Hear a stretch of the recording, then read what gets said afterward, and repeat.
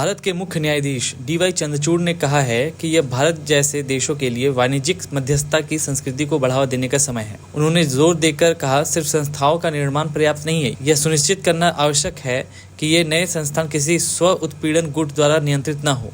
United kingdom के supreme court में बोलते हुए सीजीआई ने कहा कि पारदर्शिता और जवाबदेही वो मूल्य हैं जिनके द्वारा पारंपरिक अदालतों के काम का मूल्यांकन और आलोचना की जाती है, मध्यस्थता की दुनिया से अलग नहीं हो सकते। उन्होंने कहा कि अब समय आ गया है कि भारत जैसे देशों को वाणिज्यिक मध्यस्थता की संस्कृति बनाने और बढ़ावा देने के लिए आगे आना चाहिए और मध्यस्थता का मजबूत संस्थागतकरण वैश्विक दक्षिण में मध्यस्थता की संस्कृति को आगे बढ़ाएगा। उन्होंने कहा कि लेकिन केवल संस्थाओं का निर्माण ही पर्याप्त नहीं है, हमें यह सुनिश्चित करना होगा कि ये नए संस्थान किसी स्वयं उत्पीड़ित गुट द्वारा नियंत्रित न हो। ये संस्थान मजबूत व्यावसायिकता की नींव और लगातार मध्यस्थता की प्रक्रियाओं को उत्पन्न करने की क्षमता पर आधारित होने चाहिए। सीजीआई ने पूरक विवाद समाधान तंत्र से दुनिया भर में वाणिज्यिक संस्थाओं के लिए प्राथमिक पसंद के रूप में मध्यस्थता के विकास पर प्रकाश डाला।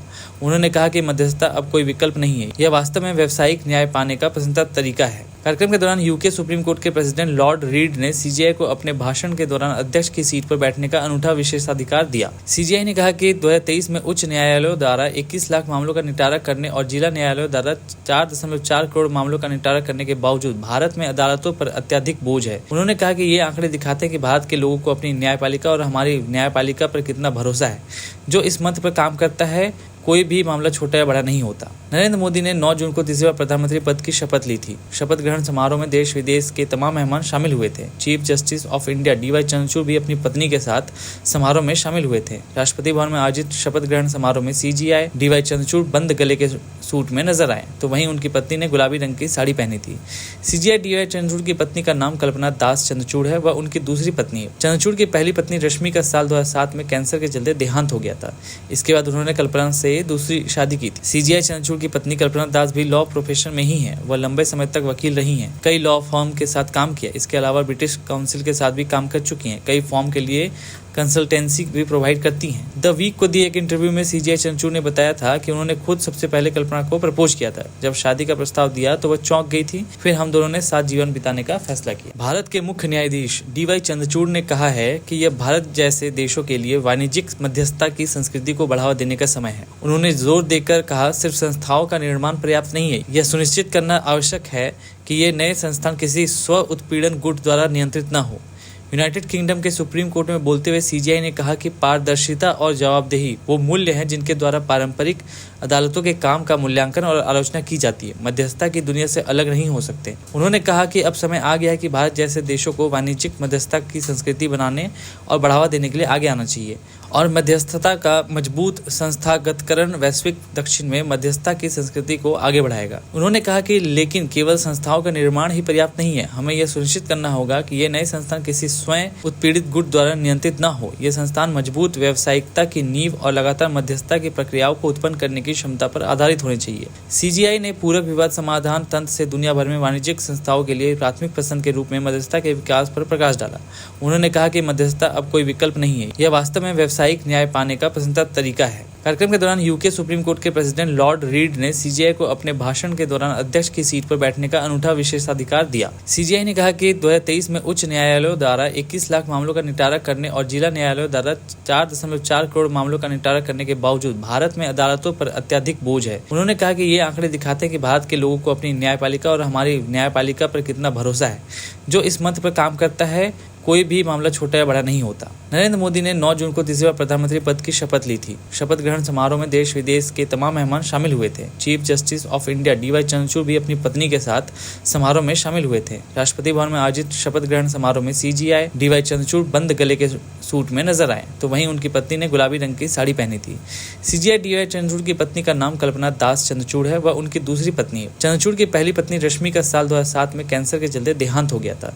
इसके बाद उन्होंने कल्पना से दूसरी शादी की थी। सीजीआई चंद्रचूड़ की पत्नी कल्पना दास भी लॉ प्रोफेशन में ही हैं। वह लंबे समय तक वकील रही हैं, कई लॉ फर्म के साथ काम किया। इसके अलावा ब्रिटिश काउंसिल के साथ भी काम कर चुकी हैं। कई फर्म के लिए कंसल्टेंसी भी प्रोवाइड करती हैं। द वीक को दिए एक इंटरव्यू में सीजीआई चंद्रचूड़ ने बताया था कि उन्होंने खुद सबसे पहले कल्पना को प्रपोज किया था। जब शादी का प्रस्ताव दिया तो वह चौंक गई थी। फिर हम दोनों ने साथ जीवन बिताने का फैसला किया। भारत के मुख्य न्यायाधीश डी.वाई. चंद्रचूड़ ने कहा है कि यह भारत जैसे देशों के लिए वाणिज्यिक मध्यस्थता की संस्कृति को बढ़ावा देने का समय है। उन्होंने जोर देकर कहा, सिर्फ संस्थाओं का निर्माण पर्याप्त नहीं है, यह सुनिश्चित करना आवश्यक है कि ये नए संस्थान किसी स्व उत्पीड़न गुट द्वारा नियंत्रित न हो। यूनाइटेड किंगडम के सुप्रीम कोर्ट में बोलते हुए सीजीआई ने कहा कि पारदर्शिता और जवाबदेही वो मूल्य हैं जिनके द्वारा पारंपरिक अदालतों के काम का मूल्यांकन और आलोचना की जाती है, मध्यस्थता की दुनिया से अलग नहीं हो सकते।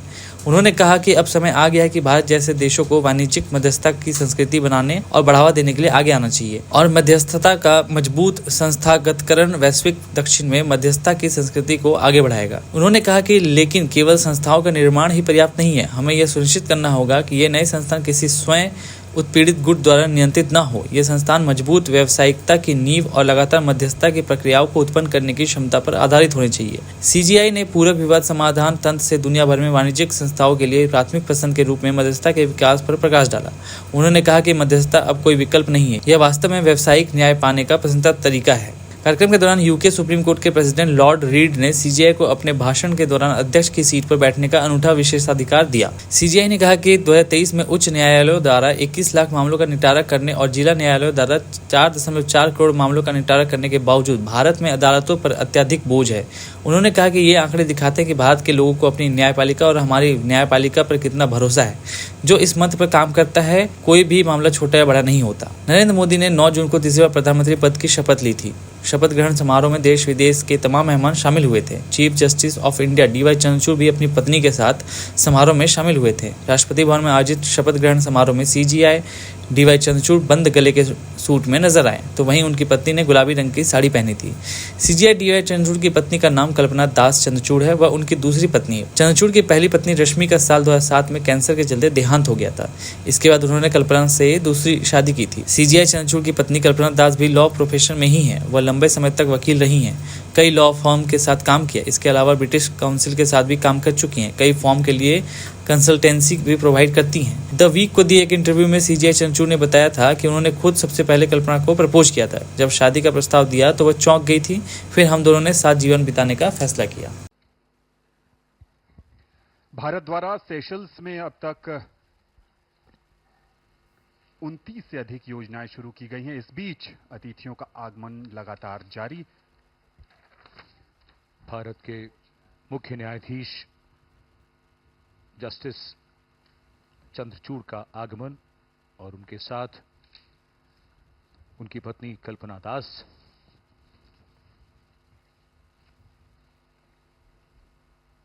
ये आयोजन अपने आप में कई कहानियों को समेटे हुए है। एक तरफ विदेशी मेहमान भारत जो अतिथि देवो भवः, देशवासी भी हिस्सा ले रहे हैं, इस ऐतिहासिक लम्हे का साक्षी बन रहे हैं। As we navigate this digital landscape, where financial transactions seamlessly traverse our devices, questions arise about the safeguarding of our personal information. The narratives of convenience and accessibility converge. But this cannot be detached from the necessity to protect the sanctity of individual privacy. Privacy in the digital age is not just a matter of data protection. It's a fundamental right that we must actively champion and protect. The stories of individuals navigating the digital realm, from rural artisans to urban professionals, highlight the myriad ways in which personal data becomes intertwined with our daily interactions. Bharat के मुख्य न्यायाधीश D Y Chandrachud ने कहा है कि यह भारत जैसे देशों के लिए वाणिज्यिक मध्यस्थता की संस्कृति को बढ़ावा देने का समय है। उन्होंने जोर देकर कहा, सिर्फ संस्थाओं का निर्माण पर्याप्त नहीं है, यह सुनिश्चित करना आवश्यक है कि ये नए संस्थान किसी स्व उत्पीड़न गुट द्वारा नियंत्रित न हो। यूनाइटेड किंगडम के सुप्रीम कोर्ट में बोलते हुए सीजीआई ने कहा कि पारदर्शिता और जवाबदेही वो मूल्य हैं जिनके द्वारा पारंपरिक अदालतों के काम का मूल्यांकन और आलोचना की जाती है, मध्यस्थता की दुनिया से अलग नहीं हो सकते।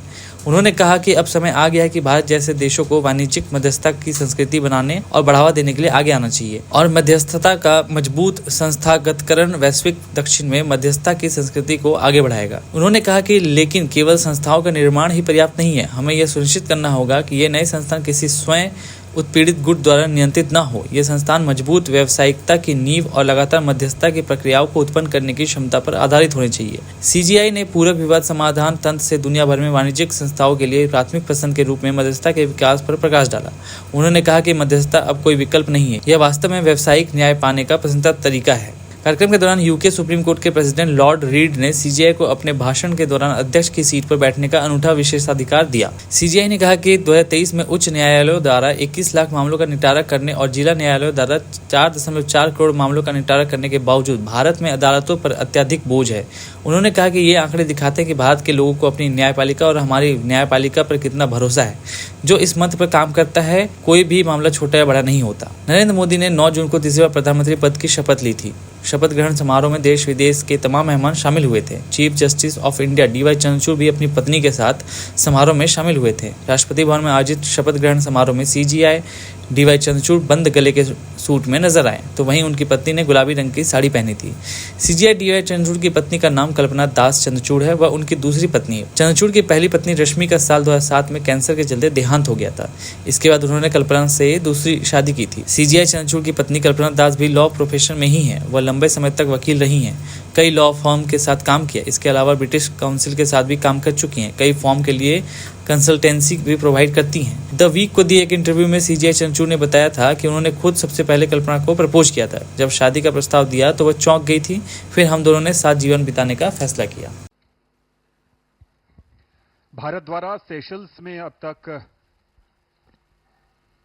29 से अधिक योजनाएं शुरू की गई हैं। इस बीच अतिथियों का आगमन लगातार जारी।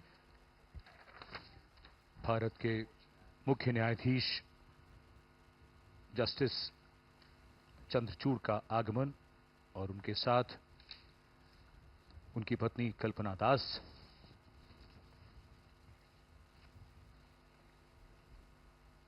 ये आयोजन अपने आप में कई कहानियों को समेटे हुए है। एक तरफ विदेशी मेहमान भारत जो अतिथि देवो भवः, देशवासी भी हिस्सा ले रहे हैं। इस ऐतिहासिक लम्हे का साक्षी बन रहे हैं। As we navigate this digital landscape, where financial transactions seamlessly traverse our devices, questions arise about the safeguarding of our personal information. The narratives of convenience and accessibility converge. But this cannot be detached from the necessity to protect the sanctity of individual privacy. Privacy in the digital age is not just a matter of data protection. It's a fundamental right that we must actively champion and protect. The stories of individuals navigating the digital realm, from rural artisans to urban professionals, highlight the myriad ways in which personal data becomes intertwined with our daily interactions. और आप हमसे जुड़े रहने के लिए subscribe करें YouTube पर, follow करें Twitter पर और लाइक करें Facebook पर। और ज्यादा जानकारी के लिए आपको टाइप करना होगा सिर्फ न्यूज नशा। लोकसभा चुनाव सफलतापूर्वक संपन्न कराने वाला चुनाव आयोग काफी पहले से विपक्षी दलों के निशाने पर है। सवाल वोटिंग पूरी होने के बाद अंतिम मत प्रतिशत के आंकड़ों को जारी करने में हुई देरी को लेकर है। कांग्रेस अध्यक्ष मल्लिकार्जुन खड़गे ने पिछले दिनों शंका जाहिर की थी, तो चुनाव आयोग ने तुरंत ही इसे सख्ती से खारिज करते हुए ऐसे बयानों को मतदाताओं का मनोबल तोड़ने वाला करार दिया था। यह मामला देश की सबसे बड़ी अदालत सुप्रीम कोर्ट के दरवाजे पर भी पहुंच गया है। NGO association for democratic reforms ADR की याचिका पर सुप्रीम कोर्ट ने चुनाव आयोग से कहा था कि मतदान होने के इतने दिन बाद वोटिंग प्रतिशत बढ़ा हुआ जारी क्यों हुआ, आयोग इसको समझाए। Chief justice DY Chandrachud, justice JB Pardiwala और मनोज मिश्रा की बेंच ने एडीआर की इस याचिका पर 24 मई तक जवाब दाखिल करने को कहा था। एडीआर ने अपनी याचिका में मांग की थी कि चुनाव आयोग वोटिंग के 48 घंटे बाद वोटिंग प्रतिशत का फाइनल लेटर जारी करे। सुनवाई में सुप्रीम कोर्ट ने यह भी सवाल चुनाव आयोग के वकील से किया था। चुनाव आयोग ने अपनी मजबूरी बताते हुए कहा था कि डेटा इतना ज्यादा है कि इसे 48 घंटे के अंदर फाइनल कर लेना संभव नहीं है। एडीआर ने चुनाव आयोग को वोटिंग खत्म होने के 48 घंटे के भीतर मतदान के आंकड़े जारी करने के निर्देश देने की मांग की थी। सुनवाई के दौरान सुप्रीम कोर्ट के बेंच ने पूछा था कि मतदान के आंकड़े को वेबसाइट पर डालने में क्या कठिनाई है। इस पर चुनाव आयोग के वकील ने कहा था कि इसमें समय लगता है क्योंकि हमें बहुत सारा डेटा इकट्ठा करना होता है। वहीं 26 अप्रैल को सुप्रीम कोर्ट ने मतपत्रों की वापसी और ईवीएम पर संदेह की एडीआर की याचिका को खारिज कर दिया था। एसोसिएशन फॉर डेमोक्रेटिक रिफॉर्म्स ने वोट प्रतिशत बढ़ने का हवाला देते हुए इलेक्ट्रॉनिक वोटिंग मशीनों को बदलने की आशंका जताई। दरअसल एनजीओ ने अपनी याचिका में कहा था कि लोकसभा चुनाव के पहले 2 चरणों के लिए वोटिंग प्रतिशत का अनुमानित डेटा चुनाव आयोग ने 30 अप्रैल को जारी किया था। 19 अप्रैल को हुई पहले चरण की वोटिंग के 11 दिन बाद और दूसरे चरण की 26 अप्रैल को हुई वोटिंग के 4 दिन बाद चुनाव आयोग ने आंकड़े जारी किए थे। चुनाव आयोग के 30 अप्रैल के आंकड़े में करीब 5-6% की बढ़ोतरी देखी गई थी। बता दें कि चुनाव आयोग के सीनियर वकील मनिंदर सिंह ने इस बात पर जोर दिया था कि आयोग के सीनियर अधिकारियों ने एनजीओ के वकील प्रशांत भूषण के सभी संदेशों का जवाब दिया। हालांकि जस्टिस संजीव खन्ना, जस्टिस दीपांकर दत्ता वाली सुप्रीम कोर्ट की बेंच ने चुनाव आयोग के अधिकारियों से बात करने के बाद 26 अप्रैल को याचिका को खारिज कर दिया था। चुनाव आयोग के वकील मनिंदर सिंह ने कहा था क्योंकि एनजीओ के वकील प्रशांत भूषण को 2019 से लंबित याचिका में आवेदन के जरिए कुछ भी लाने का मन है, कोर्ट को इस पर विचार नहीं करना चाहिए। उन्होंने कहा था कि ये चुनाव प्रक्रिया को बाधित करने की कोशिश है। चुनाव आयोग के वकील द्वारा भूषण के साथ तरजीही व्यवहार किए जाने वाली दलील पर सीजीआई की अगुवाई वाली बेंच ने अपनी आपत्ति जताते हुए इसे गलत आरोप बताया था। उन्होंने कहा था कि अदालत को अगर लगता है कि किसी मुद्दे पर कोर्ट के हस्तक्षेप की जरूरत है तो वह ऐसा ही करेंगे, चाहे उनके सामने कोई भी हो। जरूरत पड़ने पर सुनवाई के लिए बेंच पूरी रात बैठेगी। चुनाव आयोग के 4 चरणों के अपडेटेड टर्नआउट में 1,07,00,000 वोट की बढ़ोतरी दर्ज की गई। प्रत्येक चरण में मतदान वाले दिन देर रात चुनाव आयोग की तरफ से जारी मतदान के आंकड़ों और अंत में अपडेटेड आंकड़ों के विश्लेषण से पता चला कि लोकसभा चुनाव के पहले 4 चरणों की तुलना में अंतर करीब 1,07,00,000 वोटों का हो सकता है। 379 निर्वाचन क्षेत्रों जहां वोटिंग खत्म हो चुकी है, वहां पर भी निर्वाचन क्षेत्र में औसतन 28,000 वोट अधिक हैं। इस मामले पर सुनवाई करते हुए सुप्रीम कोर्ट की बेंच ने कहा था कि चुनाव के वक्त इस मामले पर हस्तक्षेप नहीं कर सकते हैं और अपने फैसले को सुप्रीम कोर्ट ने सुरक्षित रख लिया था। अब चुनाव खत्म हो चुके हैं और सरकार भी बन चुकी है और अब बस इंतजार है लोगों को कि कब इस मामले पर सुप्रीम कोर्ट में फिर से सुनवाई होगी। आपको सबको मालूम है कि 4 तारीख को मतदान के नतीजे निकलेंगे, मशीनें खुलेंगी और आपके द्वारा आज मैं जनता को और राजनीतिक दलों को, एक मिनट रोक लो, बोलो रोको, राजनीतिक दलों को अवगत कराना चाहता हूं कि जब मशीन खुले तो आप लोगों को क्या करना चाहिए। ये बहुत बहुत महत्वपूर्ण है। तो मैंने एक चार्ट बनाया आपके लिए, सब दलों के लिए चार्ट बनाया है और जो भी वहाँ काउंटिंग एजेंट बैठे हैं उनके लिए चार्ट बनाया है कि आपको क्या सुरक्षा करनी चाहिए काउंटिंग के वक्त। ठीक है, तो मैं चार्ट ये आपको दे भी दूंगा। अब इस चार्ट में आप देखोगे कि पहले लिखा है CU नंबर। CU नंबर मतलब कंट्रोल यूनिट नंबर, बाईं तरफ ऊपर कंट्रोल यूनिट नंबर। उसके नीचे लिखा है BU number, that means ballot unit number. So control unit number होगा यहाँ, बैलेट नंबर यूनिट होगा। ठीक है, और फिर पेपर सील होगी, उसकी पेपर सील होगी, VVPAT ID होगा। सो ये चारों चीजें लिखित रूप में होंगी वहां।